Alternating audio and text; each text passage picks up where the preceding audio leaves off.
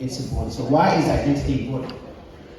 It gives you a sense of belonging. You belong somewhere, right? It gives you a psychological connection to a place or people or whatever you can think of, right? And it gives you a sense of pride. You know, you've never seen a lion when they walk with his head down. You know what I mean? It walks with its head up because it's a lion. It knows where it belongs in the kingdom, right? It gives you a level of grounding and self-knowledge, and that is a very fundamental place to be for anyone, because you know where you come from. So whatever happens, you won't be shaken because you know you have a firm understanding of where you come from, right? And people that have lost this, they tend to act differently than they would. How many of us know people that became from Africa? They were different, and then you see them a few years later, they're completely different, right? They've adopted new behavior, if you would. That's because they're losing the sense of who they are, okay? And we tend to hurt each other more, as we can see with all this Melbourne stuff and the Zombies stuff. You know, that's because our identity and psychological connection is being tarnished. So we tend to hurt each other more. And hurting each other is just an emotional connection to what you see in your head, right? So that's why we're seeing a lot of violence within the community because of that. Even ourselves. How many of us know people that drink from Monday to Monday? That is the sense of hurting yourself. Hurting doesn't mean I have to hurt someone else. Yourself is bad too when you do it to yourself. And a lot of us, especially South Sudanese, I've been in all different cultures.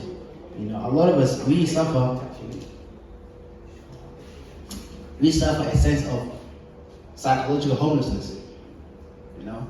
What do I mean by that? Well, back to that lion example that I gave before. A lion would never adopt the attributes of a hyena or a giraffe, right? It would never say, I'm a hyena one day. That's like us. I've had African people tell me, whenever I ask them, well, where are you from? They've given me all type of answers.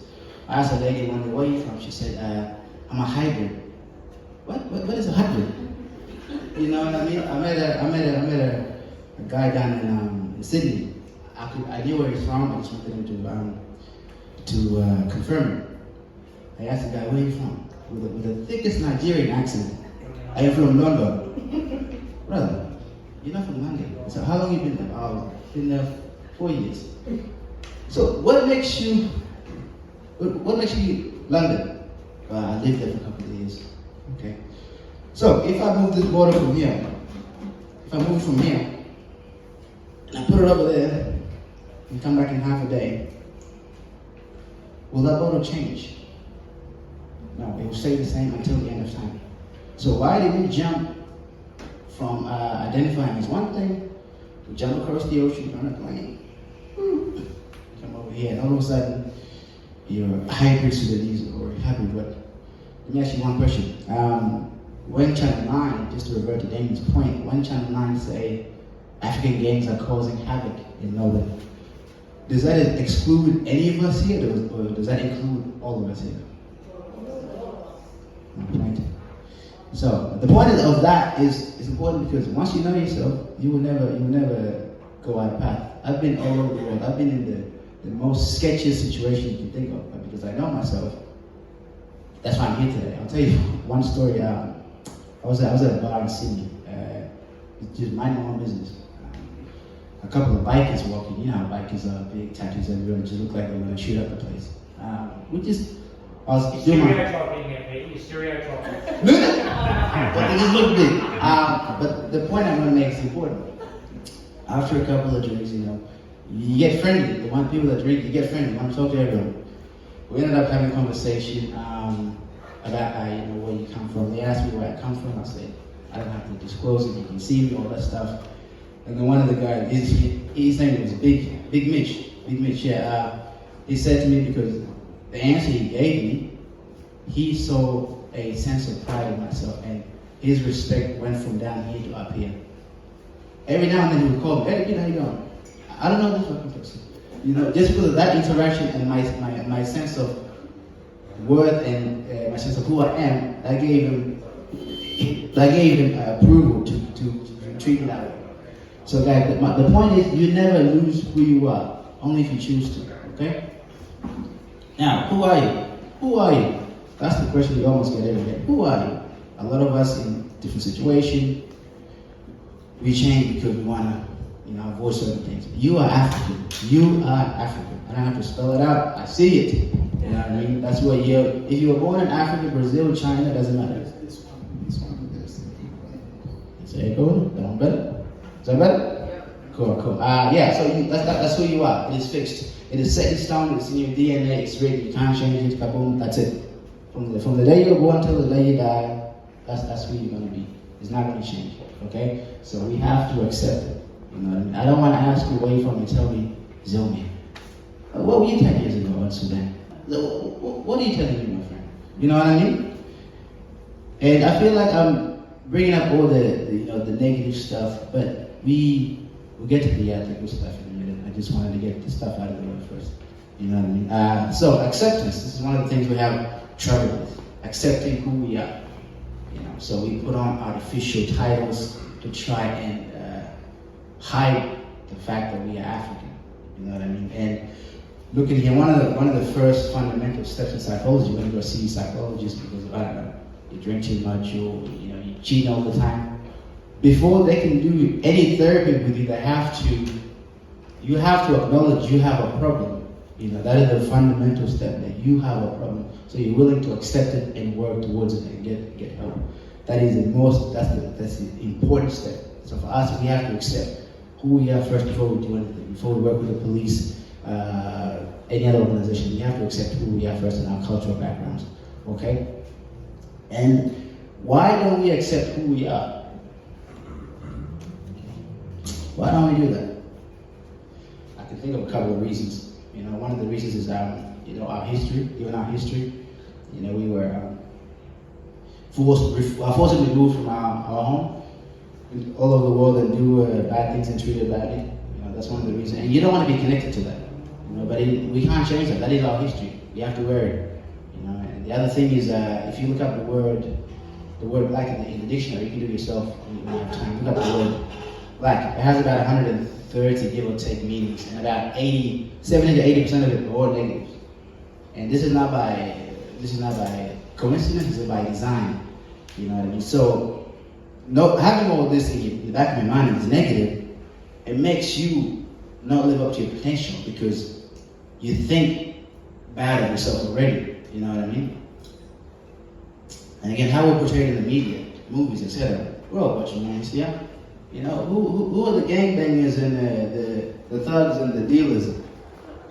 Yeah? You know what I mean? So again, that's a negative connotation. And let me ask you a question. The stuff we used to kill each other in the movies, the guns, who invented those? You know what I mean? So again, it's about knowledge, teaching yourself, asking these questions, having conversations with people like Baba Richie over there, you know what I mean? And again, the society standards of the black male, and I'm gonna take a shot at the boys here. We're not acting as proper males, so I think we need to have a conversation. I need to take all these boys on a weekend trip on the Baba, you can come along as well. You know what I mean? We need to straighten them out. There's so much bad stuff going on, but this is a different topic for a different day. And another reason is because our nations back home, or as a continent as well, is not in the world stage. It's not up to standards because we're seen as a place of, like I said, death, poverty, and just malnutrition, and just suffering. So having that, you're not going to be proud of that. But that's only if you subscribe to it. You know what I mean? So again, it's about knowledge, finding where you're from. And then just before I go on, even though I've said all this, stuff, you might seem negative, but that's only if you see from a negative light. But I don't see from a negative light because you are an exceptional people. I say exceptional people because you have been maltreated and mistreated worse in the history of the world than anyone else. But you still continue to get up, continue to go to work, continue to raise 6, 7 kids, and continue to have a good smile and a good attitude. given what you've gone through. You know what I mean? So I don't want you to put your head down. Lift your head up. You're an exceptional people. You know, you're the smartest humans in existence. People talk about, oh, the this, that, and the pyramids, but let me ask you a question. Who built the pyramids? And I don't want to be political here, but you know, given the fact that your skin is like you are going to be put in a political sense whether you like it or not. Again, like I said, this is you. You built the pyramids. We can trace you back to the people that are responsible for this phenomenon. Language, where the language came from. You know, all this stuff. You are responsible for it. You are the source of all this stuff. So when you walk out of here, don't walk with your head down. Walk with your head up, because you gave birth to everyone else that is here. And I'm not saying it to disparage you, you know what I mean, or bring anyone else down. It's just the truth. You know what I mean? So when you walk out of here, you walk with your head high, because you're walking on your house. And again, before I continue, you know, we are passengers in this land called Australia.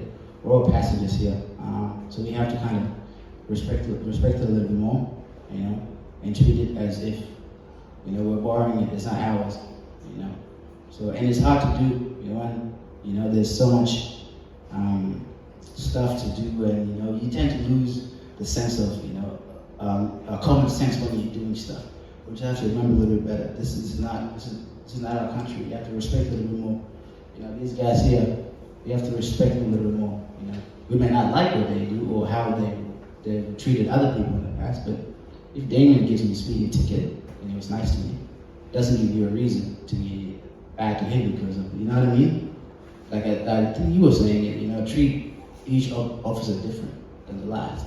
I think these messages need to be passed on to the younger generation. Yes, sir. We need to find a way that, you know, that we can get them here. Yes, sir. And listen to this sort of thing. Yes, sir. And that's what I was saying. Like I said, I sent out. The reason I don't act as hard as I would is because in this country there's laws put in place. You know, I want to get every youth out here. I would break down their house and go grab them and bring them here, but I can't. There's laws that protects these kind of things. You know, I've sent out 100 invitations to come to this thing today. You know, if you say, yeah, you're gonna come, my job is done. It's up to you. Take it as your duty and come over here. You know what I mean? Because the knowledge is here. We're just too lazy. You know, but if there's a party and I don't know where, they'll find the address, everything, and where to get there. There's stuff like this that don't show up. You know what I mean? So, yeah, given all that, and I want you to remember this, a knowledge of yourself will cause you to love yourself and do for yourself. You know? I was down at Sunday Bank the other day, and I saw what I want us to do in a couple of years. I saw a knowledge of themselves. They love themselves and they're doing for themselves. Just go down to Sunday Bank. You see a lot of shops with a writing of their own on that. They've created the autonomous community and they're self-sufficient. We're sitting here right now, we're trying to create our own community. We're asking for help. They've already done that. They're autonomous. They don't need to go ask them because they're doing it by themselves. You know what I mean? So I think we have a lot of work to do, and it's great that we're starting sooner than later, because a lot of us, we're gonna live here until we perish, and our kids have to live here. So we have to create a pathway and work with institutions to make that possible. You know, and since us as a community, we making an effort to have an intervention with our young kids to prevent them from ending up on the wrong side of the law. And I'm not picking on the police, but shit, them as Damien is cool, but police as an institution need to take the same precautions to have this conversation with themselves. Because a lot of us, like you were saying before, we might be a victim of racial slurs or whatever. The police show up, they didn't see the last 5 minutes. They see where you are, you know what I mean? They come and you see them go, oh, help has arrived. But then again, you suffer another form of victim from the police and end up getting arrested. You know what I mean? So I think we're trying to live in this new environment, and also the institution needs to have a better training, cultural training. You know what I mean? Because as a protective institution, you need to be able to reflect the community you are protecting. If Auntie calls up the police and she doesn't speak any word of English, she could be in trouble. But because of that disconnect, she could lose her life. So that's again, I'm putting this on you, Baba. You know what I mean?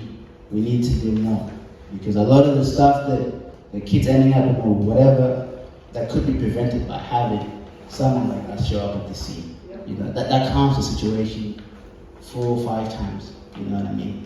And again, it's not a shot at any individual police, it's just what we're dealing with, because when a police officer, gets treated bad from a Sudanese, you might take that on to the next person, and that's the same thing.